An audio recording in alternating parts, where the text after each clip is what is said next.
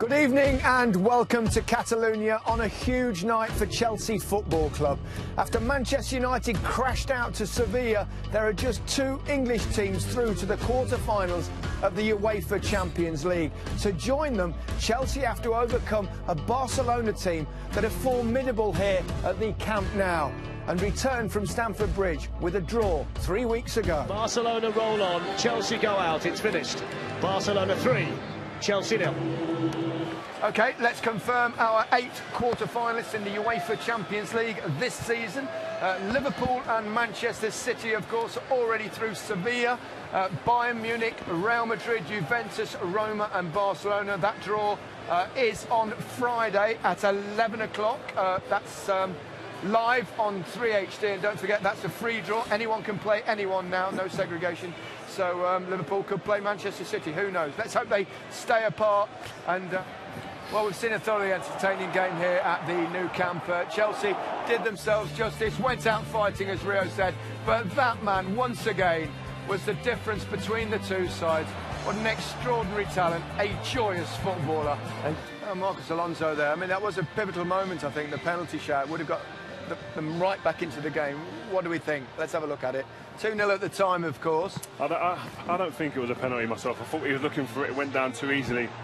Great bit of football. Willian, best player for Chelsea today, and there two players coming back. If he just pulls the trigger there, he's got half a chance of scoring. He's right in front of the goal. Yeah, but I don't think there's enough. He's looking for it too much. He tries to fool the ref there a bit, and I think the ref doesn't play to it. I agree. The slightest touch and he's on his way. I wouldn't have been surprised to see it given at the other end. Lionel Messi maybe might have got it. That's the way these games go, unfortunately. But there isn't enough in it there for me. At first glance, it looks a penalty. When you really analyse it, I don't think there's quite enough. Yeah. Do you think he should show a bit more determination, stay on his feet and finish the thing? Yeah, I mean, he's got a great strike on him. He can hit a ball very sweetly with his left foot. And I mean, if he gets he took it out of his feet well, his second touch. He just got to hit the target there. It's a little bit catches his back leg there. But I think he catches Piqué's leg more than anything. I don't think Piqué's looking to take him out there. He's on his way from that step there, and then he gets the connection on his legs. I think if it is say bigger and stronger and then gets that connection, it's a different thing. But I think he was on his way down at that point already. OK, it was always going to be a tough night for Chelsea, but it doesn't help when you concede a goal after just a couple of minutes. This kind of kills any team talk that's gone on beforehand, takes tactics right out. Good bit of play, fortunate, but Messi doesn't have to do much there. That's the problem. Well, it looks like he's got to do a lot, but in the end, he doesn't. He just hit the target. But I mean, he's clever enough to possibly have tried that. I don't know. Only he will know whether he meant maybe. that. Again, at this level, the thing is, if Lionel Messi, bends one in the top corner, I think we all accept it and we're used to it. But when you've got him on that angle on his wrong foot, as I said at half-time, the goalkeeper has only really got to worry about stopping that angle. That's his job, and he doesn't do it. Yeah. The second goal was somewhat different. This time they gave the ball away, and then there was a devastating break from Messi.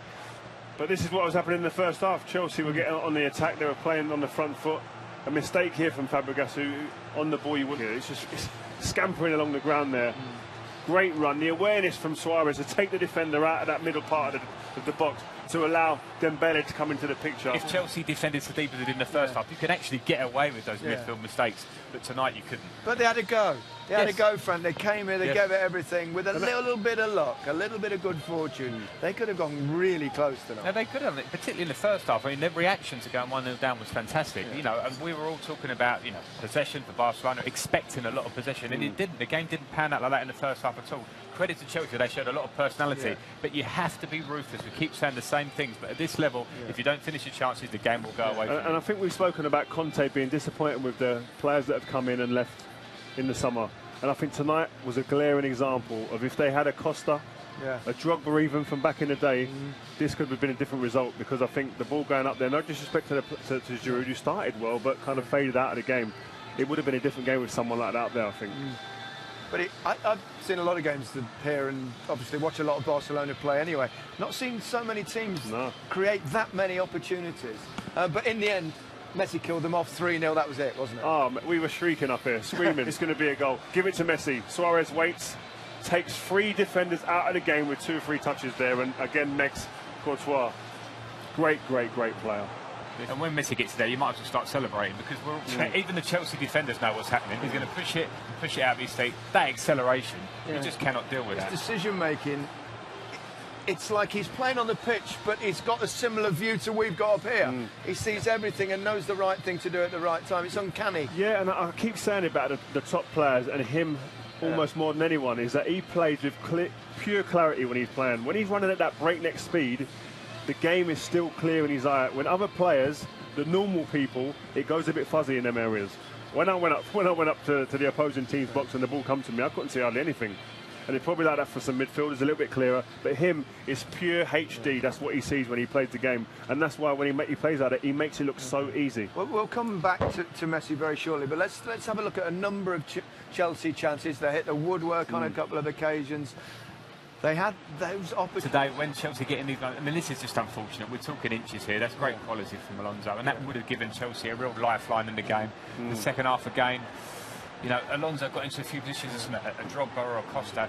You do feel that there will be one of these chances, by hook or by crook, they finish it. Yeah. There were some good performances, though. We talked about Willian, Hazard on occasions. Kante was everywhere. Kante, yeah, putting his tackles in, get covering the ground great. But Willian was the standout player today for Chelsea. He's someone who, like Frank said, he could go into any team in the world at the moment on that type of form.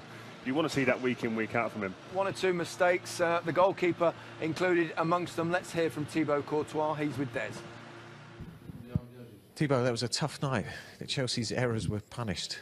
Yeah, indeed. I think I don't think we deserved to be out, but obviously individual mistakes cost us in both legs the goals. And I think as well the first, I didn't expect a shoot from Messi there, and I just too late to close my legs. So obviously it's a mistake on my part, and it's not nice to start the evening like that. And then I think two other missed passes, and they were paid cash. I think that's their class that they scored of our mistakes. I think apart from that, we defended well. We tried to play well. We had chances. We hit the crossbar again twice today. You know, I think that's a bit unlucky on our side, but I think mostly it was our individual mistakes that cost us, and we have to be honest about that and just continue working and try to win on Sunday in the FA Cup, because that's only stuff where we might get this season. So we have to win. I mean, it's impressive that you come in and take responsibility like that, but Lionel Messi's been doing that to goalkeepers for many years and probably will for many years to come. Yeah, obviously I played against him a lot of times and already conceded goals through my legs with him. You know, it's for a goalkeeper like me from 2 meters, I think that's maybe the weakest point between your legs, because obviously even if I'm standing in a normal position, there's a lot of space in between, and it's annoying, but I don't think I have to hide inside. I think I have to come out, be a man and show you made a mistake and move on. I think there were also good sides. I think I made some good saves as well, but it's unlucky to go out with 4 goals where we made 4 mistakes, but we have to move on, work hard and continue. Thank you very much. Yeah, well said. Honest. Yeah, honest. For more than that. Everyone makes mistakes, and it was fractionally unlucky, wasn't it? I mean, it was a tiny little gap for it to get through. Yeah, I admire his honesty. I wouldn't be telling people where my weaknesses are as a goalkeeper. But yeah, I mean, I think he understands he's made the mistake at his near post on the first goal. The second Messi goal, I think most keepers would have probably conceded that goal right between the legs. Messi was clearly, you know, the difference, the reason that Barcelona have gone through. The goal in the first leg, here again in the camp now. He's a phenomenal player. I've said my worth on him over the years many times. I'm going to leave it to you boys. Frank. Well, I mean, this obviously, he gets a bit of fortune with this goal, but from the start of the game, you just sense this is going to be the man that always changes the game. I mean, the speed, balance, it's that look up. Nobody else sees that pass in the stadium. We certainly didn't see it up here. I'm waiting for him to slip Suarez in, and he sees the pass to Dembele. So not only is he a genius on the ball that toys with defenders and dribbles and twists and turns, but the critical stuff, the really efficient stuff that scores goals or assists goals, he does brilliantly as well. So as an attacking player, the most complete player for me in history. For sure, what I've seen live, without a doubt, that was an absolute... Well, you can't talk about people that you've not seen, like the Pelés, the Di Stefano, but I mean, this is just a goal. 44 really, hat-tricks for club and country. This is a liberty. It's out of order. That's too much. I mean, we 50 goals 5 times in a season. It's too much. I mean, his goal numbers, you know, they're up there with the best, aren't they? With you know, they match kind of their goal a game thing of the very greatest players of all time in terms of obviously Ronaldo. We've talked about the big, you know, Brazilian Ronaldo as well, and then you look at obviously Maradona. I never thought I'd see a better player than Diego Maradona, but if you look at, it's not people just the always goal argue, scoring though. numbers, but it's the longevity. Yeah. He's the best dribbler I've ever seen. He's the best passer I've ever seen. He scores as many goals as anyone I've ever seen. Sorry, I'm going back to it again, aren't I? But, but people then argue yeah, he hasn't won the World Cup, so Maradona, that's what Yeah. people's arguments are. But I agree with you in longevity. To play at the top level in today's game, how quick it is, the pace of the game, to score the goals, the assists that he has to be in that conversation. But all the best players play in this competition now. It's like a World Cup every year. Exactly. It's where the best Exactly. players play. Yeah. You know, This competition has developed to the point where if you are the man that's been making them win multiple trophies, which he has over the last 10 years, then that puts you in that bracket anyway. I mean, we can talk World Cups, I think. Get the game changed, the modern game, this Champions League club competition is such a high level, and this man is at the middle of it every time they do it. Every time he is the difference. They've had great players, but even amongst great players, he stands up even higher, which is not easy amongst Xavi, Iniesta, all these ones. He's the one that we all speak about at first glance all the time. What he does, I think, more than anything else, he brings joy. Joy to the ground, joy to the people watching. Yeah, I think him and Cristiano Ronaldo are the best players. Okay, and the difference between them, both of them, is that Cristiano goes out there and his mindset is give me the ball in the areas where I can score a goal. He's a goal scorer. He's a goal right scorer. Up there Out goal scorer. Cristiano Ronaldo is not bothered about being on the halfway line and playing at the rhythm of the game. He wants to be at the cut-in knife edge of the game. Whereas Messi, you sometimes see him in a defensive midfielder position, picking up the ball, playing 1-2s, just playing with the opposition, waiting for that moment, biding his time. He's involved in the rhythm of the game constantly. That's the difference between the two players. And then the guy's a magician. I mean, the size of him, he shouldn't be doing what he's doing, really. He shouldn't be. He's small. If you're going to build a player to come out of a machine. You're not going to throw Messi out there. You're going to throw someone who's 6 foot. Ronaldo, you're going to throw out there. Exactly. But Adonis. He's this guy. He's phenomenal. And what happens is when you play him, he doesn't allow you to get near him and touch him. I played twice in 2 cup finals against him in Champions League. I don't think I got a finger on him. I don't think Nemanja Vidic did. None of our defenders did. Because when you get near him, he plays one touch. You plays one touch, and all of a sudden, little feint bang! He takes 2 or 3 touches, and he's by you, and you can't get back at him. You know, I mean, the element of surprise is as much as anything sometimes with him, because you expect one touch, and all of a sudden he ups it and presses nitro button. I think if talking about those two, Ronaldo and Messi, if you were to build a player, build a perfect player, Ronaldo, I get that. Strong physique, headers, everything. If you create naturally a beautiful player, it's Messi. Now, fair play to both of them, because I think Ronaldo's, what he's done with his talent. We're lucky to be in an era where we're watching them both, and they pushed each other on, haven't incredible. Yeah, it's like Magic Johnson and Michael Jordan being in the same era, Larry Bird, Michael Johnson being in the same era. We're lucky to have this, you know what I mean? And it's just to be here and marvel at it. And I just feel that we're lucky. Me and Frank were talking off air before. We feel lucky that we've actually been able to play with, and now we're being able to sit back and really enjoy and watching. Because I don't think you can enjoy and watch when you're fighting for trophies against people like that, because you're jealous a little bit. You're envious at times. You want to be there instead of him. Whereas here now, I've got no problems with watching him and really going, you know what a player I'm witnessing. And there was a beautiful scene at the end of the game, wasn't there, with Conte walking off with Messi at the end. Yeah, that's funny. Beautiful pictures. I mean, this was great sportsmanship, obviously, from Antonio Conte. He's probably telling him there, man, you're just too good. Yeah, well, I built a team talk about you. We just couldn't deal with you, man. Look at you. You're too good, man. You took it away from me. But he is that guy. He's going to take everything away from anyone. Well, let's hear from the man himself. Not Messi, sadly. Antonio Conte is with Des. Antonio, you battled all the way. You just faced a team, though, with the best player in the world. Was that the difference? I saw you leave the pitch with your arm around his shoulder.